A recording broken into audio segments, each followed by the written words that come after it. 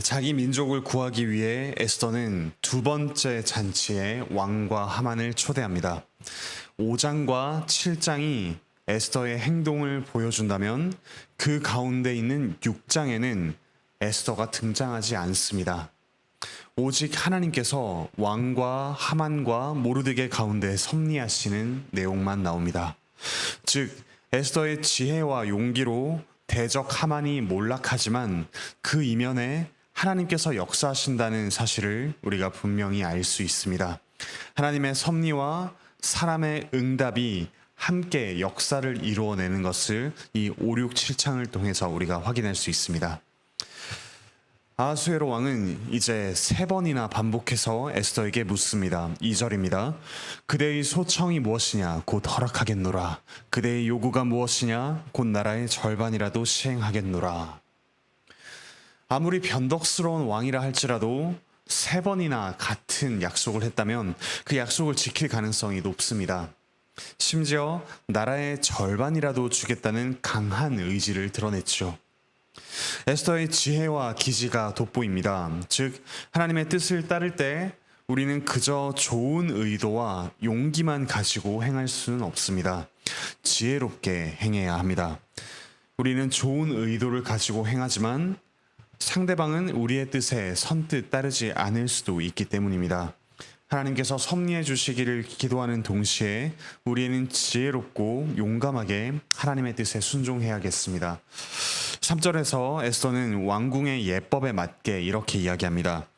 내가 만일 왕의 목전에서 은혜를 입었으며 왕이 좋게 여기시면, 이렇게 겸손하게 이야기합니다.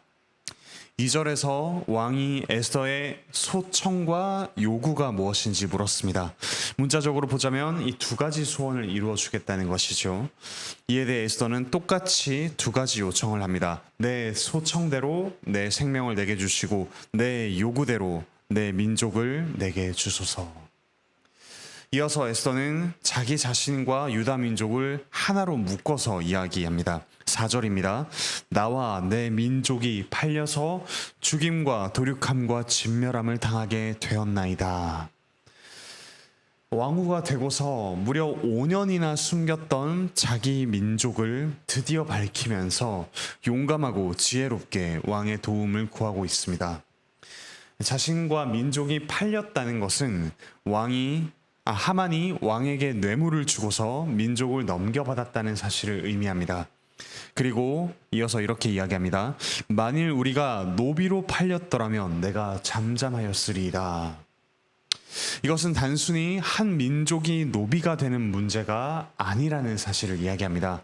왕후를 노비로 만드는 것은 왕에 대한 도전이기 때문입니다. 또 이것은 왕에게 손해가 되는 일이기도 합니다. 4절 뒷부분입니다. 그래도 대적이 왕의 손해를 보충하지 못하였으리라.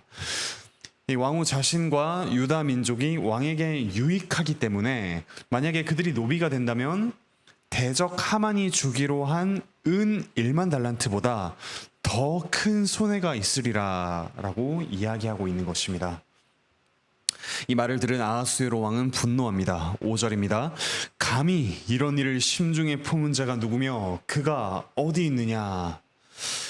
이 말을 들었던 에스더는 아마 속으로 바로 당신입니다 라고 말하고 싶었을지도 모릅니다. 왕이 제대로 알아보지도 않고 내린 조서 때문에 유다 민족이 위기를 겪고 있기 때문이죠. 하지만 에스더는 그런 말을 하지 않고 지혜롭게 또 이야기합니다. 6절입니다. 대적과 원수는 이 악한 하만이니이다. 하만을 가리켜서 나의 대적과 원수라 하지 않고 그냥 대적과 원수라고만 이야기합니다. 그러니까 유다인뿐만 아니라 왕의 대적과 원수가 된다는 의미도 담고 있는 표현이죠. 이 말을 들은 하만은 두려워서 말을 잃습니다. 이에 왕은 분노가 일어나서 왕궁 후원으로 가버렸습니다. 아마 이 분노가 일어나기도 했겠지만 하만의 말에 넘어가서 성급하게 결정한 이 자신의 잘못도 있기에 이것을 어떻게 만회할 수 있을까? 그러면서 어떻게 에스더의 청을 들어줄 수 있을까? 아마 고민이 되기도 했을 것입니다. 이 왕이 떠나고 잔치 자리에 남은 하만은 에스더에게 생명을 구걸합니다. 그러면서 에스더가 앉은 걸상 위에 엎드렸다고 하죠. 이 당시 식사를 할 때는 옆으로 비스듬히 누운 자세를 취했습니다. 그래서 비스듬히 누워있는 에스더의 걸상 위에 하만이 엎드린 모습은 마치 에스더를 덮치려는 모습처럼 보일 수 있었습니다. 이제 그 잔치 자리에 다시 돌아온 왕이 이것을 보고 이렇게 이야기합니다. 8절입니다. 저가 궁중 내 앞에서 왕후를 강간까지 하고자 하는가? 사실 아무리 교만하고 정신이 나갔어도 왕궁에서 왕이 가까이 있는 상황에서 왕후를 강간하려고 하지는 않았을 것입니다. 왕도 아마 그 사실을 알고 있었겠죠. 하지만 유다인을 진멸하려는 이 책임을 하만에게 모두 씌울 수 있는 구실이 생긴 것입니다. 그래서 하만이 감히 왕후를 강간하며 왕에게 도전한다라는 이야기를 하고 있습니다. 물론 실제로 이때 갑자기 분노로 가득 찬 왕이 하만이 왕후를 강간하려 한다라고 판단했을 수도 있습니다. 어찌됐든 하나님께서 지금 왕과 하만의 마음과 행동 가운데 섭리하고 계십니다. 모든 타이밍이 맞아들어서 하만의 악이 밝혀지고 하만이 반박할 틈도 없이 처형을 당하게 됩니다. 하나님의 섭리가 작용해서 9절 10절에서 놀라운 반전이 일어납니다.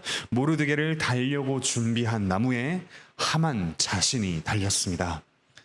모르드게가 자신에게 엎드리지 않았다라는 이유로 유다인을 진멸하려고 했던 하만이 반대로 유다인 왕후에게 엎드렸기 때문에 오히려 죽임을 당하는 반전이 일어납니다. 하만은 단지 아하수에로 왕을 대적해서 나무에 달린 것이 아니라 온 세상의 왕이신 하나님을 대적했기에 저주를 받아 나무에 달렸습니다. 하나님께서는 이처럼 교만한 자를 대적하시고 그분의 백성을 보호하십니다. 사랑하는 형제자매 여러분, 이처럼 하나님께서는 놀라운 방식으로 섭리하십니다. 교만한 자의 교만을 들어 사용하시고 변덕스러운 자의 변덕을 들어 섭리하십니다. 또한 하나님의 섭리에 응답하는 백성의 지혜를 통해서 섭리하기도 하십니다. 이런 하나님의 섭리를 믿고 하나님의 뜻을 이루어 가는데 우리의 지혜와 용기를 발휘합시다. 또한 위기에 빠진 자기 민족과 자기를 동일시했던 에스더처럼 우리 역시 위기에 빠진 지체들이 있다면 그 지체들과 우리 자신을 동일시하며 그를 도와줍시다. 지혜와 용기로 서로를 격려하고 위로하면서 함께 하나님의 뜻을 이루어 갑시다. 무엇보다 우리는 아하수에로 왕과는 비교할 수 없는 참 왕을 섬기고 있다는 사실을 기억합시다. 하나님은 아하수에로와는 달리 신실하시며 변함없으시고 자비로우시고 공의로우십니다. 그분께 대적한 우리를 진멸하는 대신에 모든 진노를 사랑하는 아들에게 쏟으셨습니다. 하나님의 아들은 아하수에로처럼 자기의 책임을 회피하지 않고 오히려 아무 책임이 없으시지만 우리와 자기를 동일시하십니다. 그래서 우리의 죄를 지고 죽으셨습니다. 그 하나님께서, 그 예수 그리스도께서 우리의 왕이십니다.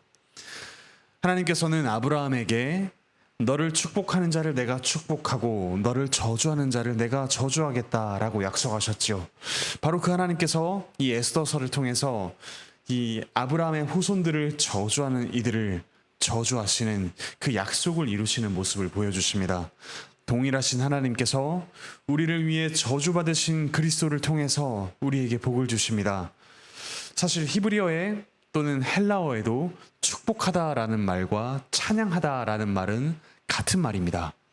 그리스도를 축복하는 우리, 그리스도를 찬양하는 우리를 하나님께서 축복하십니다.